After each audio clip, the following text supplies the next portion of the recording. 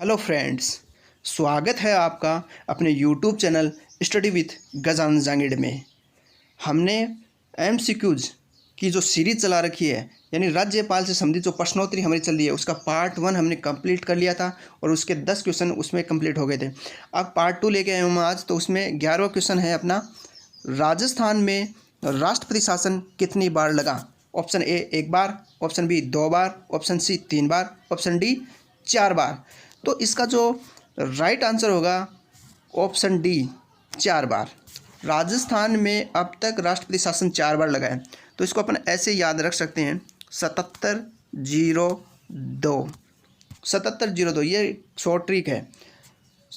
इस 7 का मतलब अपने को 1967, इस 7 का मतलब है 1977, इस 0 का मतलब है 980 और इस 2 का मतलब है 1992। तो राजस्थान में जो राष्ट्रपति शासन लगा है 4 बार लगा है। 1967 में लगा था, 1977 में लगा था, 1980 में लगा था और 1992 में लगा था। अब कई बार ये पूछ लिया जाता है कि जब ये राष्ट्रपति शासन लगा तो उस समय राज्यपाल कौन थे, तो मैं वही लिखता हूँ अपने 1967 में कौन थे,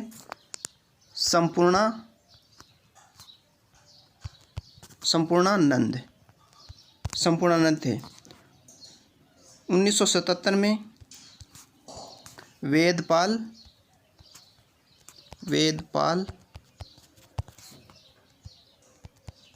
त्यागी, नया पेज लेता हूँ, वेदपाल त्यागी में रघुकुल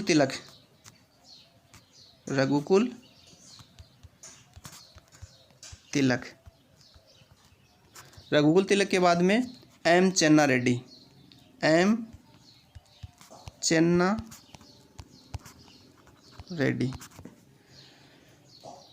कहने का मतलब है कि 1967 में तत्कालीन राज्यपाल थे संपूर्णानंद सिंह और 1977 में थे वेदपाल त्यागी। 1970 में वेदपाल त्यागी हैं और 1980 में थे रघुकुल तिलक और 1992 में जो थे वो एम चेन्ना रेड्डी थे। मैंने तो इसको ऐसे ट्रिक से याद कर रखा है कि संपूर्ण वेद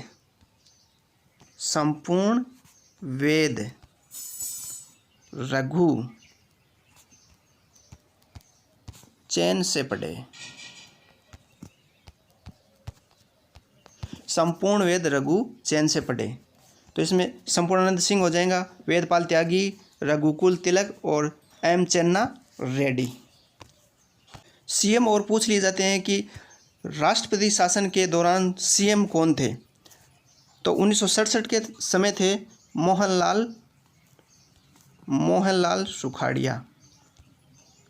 मोहनलाल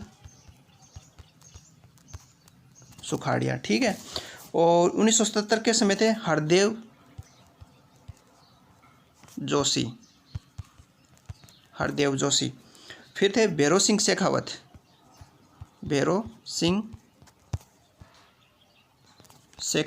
इसके बाद भी भैरों सिंह शेखावत ही है। यानी 1967 में थे मोहनलाल सुखाड़िया, 1977 में हरदेव जोशी, 1980 में भैरों सिंह शेखावत और 92 में भी भैरों सिंह शेखावत। चलते हैं अपने नेक्स्ट क्वेश्चन पर। क्वेश्चन 12, राज्यपाल को सलाह एवं सहायता हेतु एक मंत्रिपरिषद का प्रावधान होगा का उल्लेख कौन से अनुच्छेद में है। यानी राज्यपाल को सलाह एवं सहायता देने के लिए एक मंत्रिपरिषद होगी जिसका प्रमुख कौन होगा, सीएम होगा, तो उसका उल्लेख कौन से अनुच्छेद में है। ऑप्शन है अनुच्छेद 159, ऑप्शन बी अनुच्छेद 154, ऑप्शन सी अनुच्छेद 163, ऑप्शन डी अनुच्छेद 153। तो पहले जो नहीं हो सकता उनको हटा देते हैं, एलिमिनेशन कर देंगे, जो हमें याद है वो देख लेते पहले। तो जैसे अनुच्छेद 153 हमने पार्ट फर्स्ट में पढ़ लिया था, अनुच्छेद 153 पार्ट फर्स्ट में पढ़ लिया था। इसमें क्या लिखा था कि प्रत्येक राज्य में एक राज्यपाल होगा लेकिन बाद में 7वां संविधान संशोधन 1956 में किया गया। उसमें कहा गया कि 2 या 2 से अधिक राज्यों के लिए भी एक राज्यपाल बनाया जा सकता है, तो ये तो नहीं होगा। फिर है अनुच्छेद 159। अनुच्छेद 159 में क्या है, राज्यपाल की शपथ का उल्लेख है। राज्यपाल की शपथ का उल्लेख है, और राज्यपाल को शपथ कौन दिलाता है, हाईकोर्ट का मुख्य न्यायाधीश। और राज्यपाल की नियुक्ति कौन करता है, राष्ट्रपति, तो ये भी नहीं होगा। फिर अनुच्छेद 154 पार्ट फर्स्ट में हमने पढ़ा था कि अनुच्छेद 154, तो इसमें क्या लिखा है कि राज्यपाल की कार्यपालिका शक्ति राज्यपाल में निहित होगी, तो ये भी नहीं होगा। बचा ऑप्शन सी अनुच्छेद 163। अनुच्छेद 163 कि राज्यपाल को सलाह एवं सहायता हेतु एक मंत्रिपरिषद का प्रावधान होगा का उल्लेख अनुच्छेद 163 में है। चलते हैं नेक्स्ट क्वेश्चन, क्वेश्चन नंबर 13। राज्यपाल के संबंध में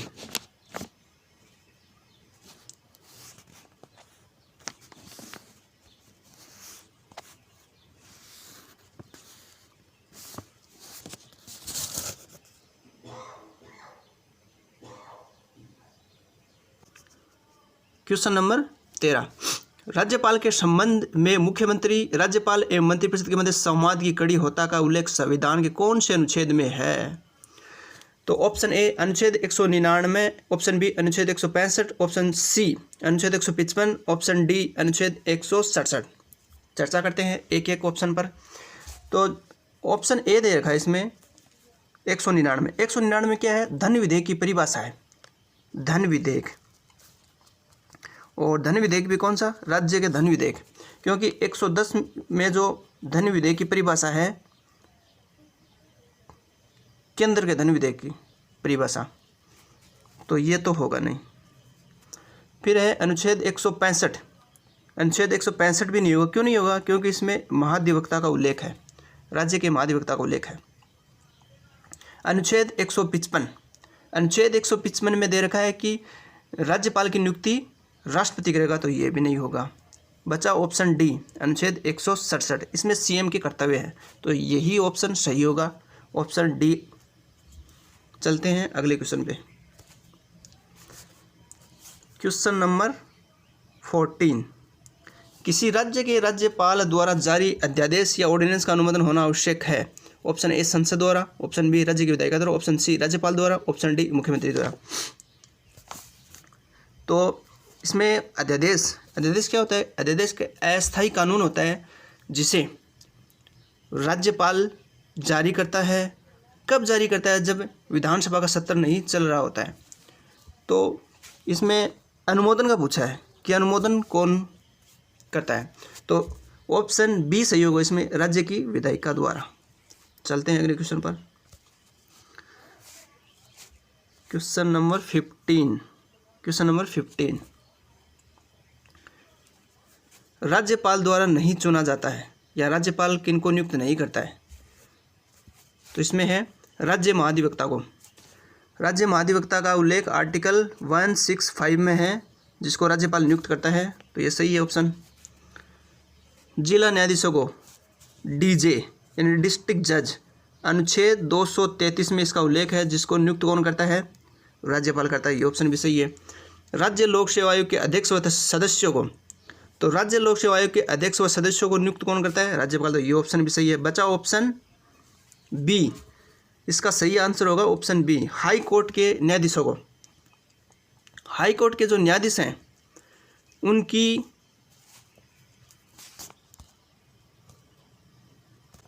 हाई कोर्ट के न्यायाधीशों की नियुक्ति कौन करता है, राष्ट्रपति करता है, कोलेजियम की सिफारिश पर।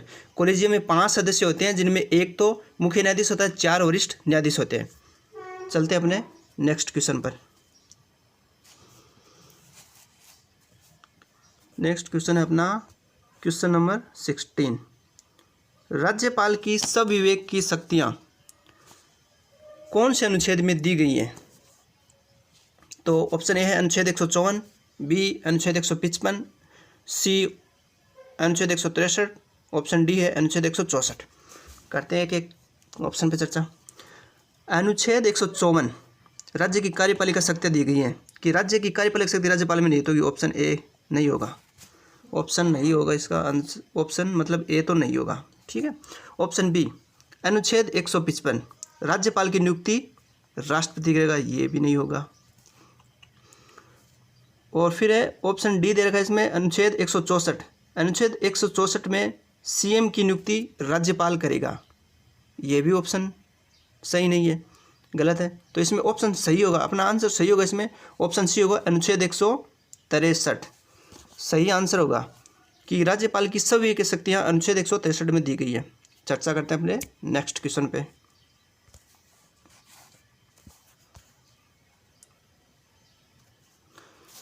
कि राज्यपालों के लिए मार्गदर्शक सिद्धांत निर्धारित होने चाहिए, यह अनुशंसा की गई थी। ऑप्शन ए प्रशासनिक सुधार आयोग प्रथम, प्रशासनिक सुधार आयोग द्वितीय, सरकारी आयोग और एक पूंछी आयोग। इसका देखो सही आंसर तो ये है कि राज्यपालों के लिए मार्गदर्शक सिद्धांत नहीं तो होने चाहिए, इसका ऑप्शन सही होगा बी प्रशासनिक सुधार आयोग द्वितीय। तो इसका गठन जो द्वितीय, इसका गठन 2005 में हुआ था वीरप्पा मोइली की अध्यक्षता में, वीरप्पा मोइली की अध्यक्षता में। एक है प्रशासनिक सुधार आयोग प्रथम, इसका गठन 1966 में हुआ था और मोरारजी देसाई की अध्यक्षता में हुआ था। सरकारी आयोग, इसका गठन 1983 में हुआ था। और बचा एक पूंछी आयोग, पूंछी आयोग का जो गठन है 2007 में मदन मोहन पूंछी की अध्यक्षता में। और ये जो सरकारिया है इनका पूरा नाम था रणजीत सिंह सरकारिया। इसका ऑप्शन सही होगा प्रशासनिक सुधार आयोग द्वितीय। चलते हैं अगले क्वेश्चन पे।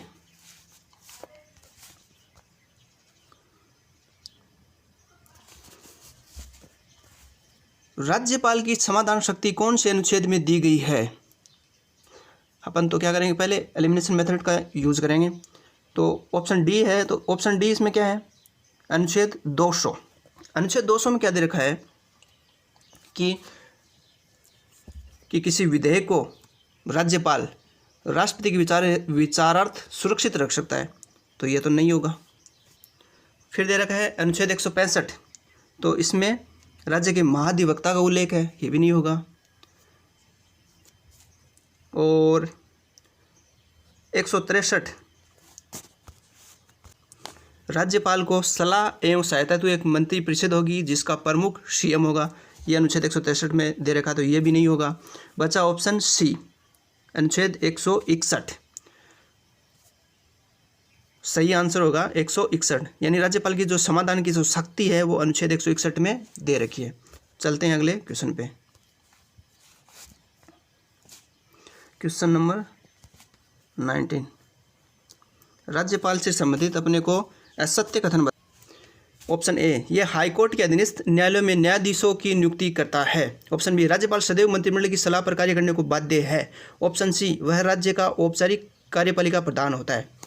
तो इसमें देखो ऑप्शन सी जो दे रखा है, वह राज्य का औपचारिक कार्यपालिका प्रधान होता है, ये बात सही है। राज्यपाल सदैव मंत्रिमंडल की सलाह पर कार्य करने को बाध्य है, राज्यपाल सदैव मंत्रिमंडल के कार्य पर बाध्य नहीं है, ये ऑप्शन गलत दे रखा है। यह हाई कोर्ट के अधीनस्थ न्यायालयों में न्यायाधीशों की नियुक्ति करता है। हाई कोर्ट के अधीनस्थ न्यायालय कौन से हैं? जिला न्यायालय। तो जिला न्यायालय में जो न्यायाधीश उनकी नियुक्ति करता है अनुच्छेद 233 के तहत, तो ये ऑप्शन क्या है,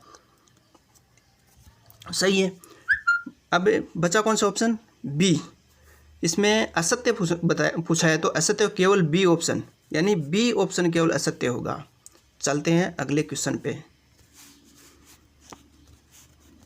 राज्यपाल संकटकालीन शक्तियों से राष्ट्रपति, यानी राज्यपाल संकटकालीन शक्तियों से रहित राष्ट्रपति के समान है, कथन है, ये कोटेशन है।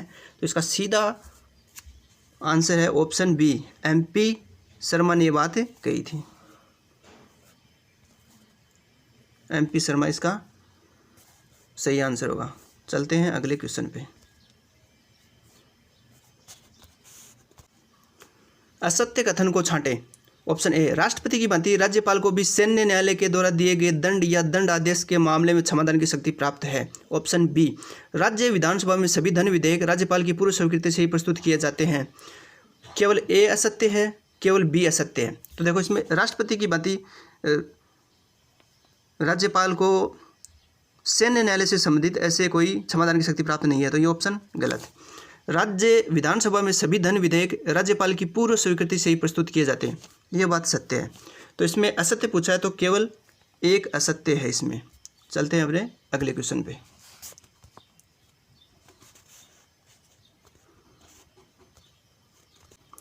क्वेश्चन नंबर 22 है इसमें, राजस्थान में कितनी महिलाएं आज तक राज्यपाल बनी है? Option A 2, option B 3, option C 4, option D 1। तो इसका सीधा सा आंसर है ऑप्शन बी 3। और कौन सी महिलाएं हैं जो राजस्थान में राज्यपाल बनी हैं? क्रम से ही है वो। पहले है प्रतिभा पाटिल, प्रतिभा पाटिल। प्रतिभा पाटिल के बाद में है प्रभा राव, प्रभा राव। फिर है मार्गरेट आल्वा, मार्गरेट आल्वा। ये 3 महिलाएं राजस्थान की राज्यपाल बनी हैं, तो ऑप्शन बी सही है इसका। चलते हैं अगले क्वेश्चन पे।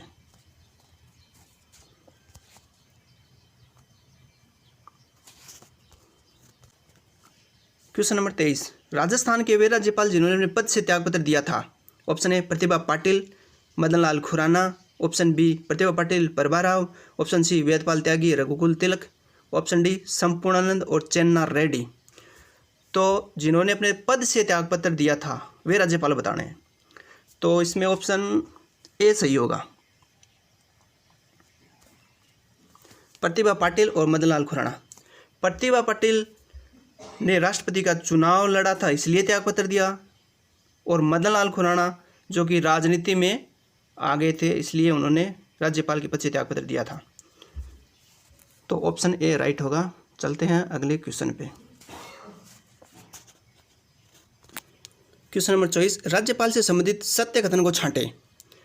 ऑप्शन ए, सरकारी आयोग ने कहा था कि राज्यपाल राज्य से बाहर का व्यक्ति होना चाहिए। पूंछी आयोग ने कहा कि राज्यपाल को समय से पूर्व विधानसभा में महाभियोग द्वारा हटाया जाना चाहिए। दोनों कथन सत्य हैं, दोनों कथन असत्य हैं। तो इसमें इसका जो राइट आंसर है ऑप्शन ए ये भी सही है, ऑप्शन बी ये भी सही है। तो मतलब दोनों कथन सत्य हैं।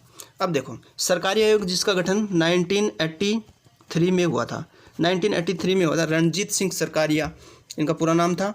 तो इन्होंने क्या कहा कि राज्यपाल के पद को गैर राजनीतिक बनाना चाहिए। एक बात तो इन्होंने ये कही थी कि इसका जो पद है वो गैर राजनीतिक होना चाहिए। दूसरी बात इन्होंने कही थी कि जिस राज्य में राज्यपाल की नियुक्ति की जा रही है वह उस राज्य का निवासी नहीं होना चाहिए। दूसरी बात ये थी।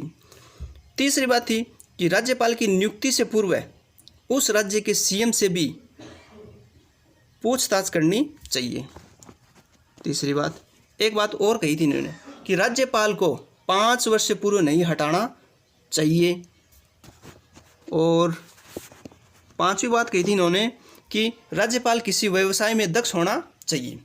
तो इनमें से एक बात ये है, तो ये बात सही है। ऑप्शन बी में पूंछी आयोग, पूंछी जो आयोग है, एक मिनट चर्चा करते हैं।